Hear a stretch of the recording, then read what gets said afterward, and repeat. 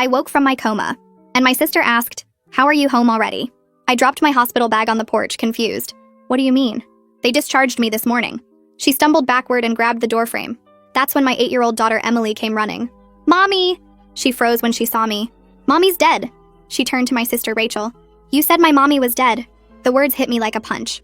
I looked at Rachel for an explanation, but she just stood there frozen, tears streaming down her face. "I need to sit down." Rachel's face crumpled. "Emily, please go to your room." "But I want to tell Daddy about—" "Now!" she yelled. They let me in a minute later, where I headed upstairs to check on Emily. I passed my old bedroom where my husband and I used to sleep. Something told me to push the door open, and when I did, my heart stopped. A man I didn't recognize was sitting in my bed. "Who is that?" My voice came out cold. My sister Rachel was already behind me, looking up with red, puffy eyes. "That's your husband." Before I could say anything else, there were footsteps behind me. It was Michael. He saw me and froze. "Wait, that's impossible." He turned to Rachel. "Rachel, what the hell is going on?" She wouldn't look at either of us. "You saw the death certificate. We had the funeral." That's when I realized he didn't know. "How long have you been here?" I asked him directly. 2 years. She called me in January, said you'd passed from complications. "My love, I never wanted to." "I'm sorry," Michael announced, following my gaze. I saw the ring on her finger and turned to Rachel. "You married him?" She was crying, but I didn't care anymore. "You put our children through grief counseling," I said to Rachel. "You made them think their mother was dead. You made them mourn me while I was fighting to wake up. The doctor said you were brain dead," she started. "They said there was no hope." I had to grab the table. "I have text messages from Dr. Hanley every week, telling you about my improvements, asking why you stopped visiting." Michael's jaw clenched. "You were getting updates while I was sleeping in her bed?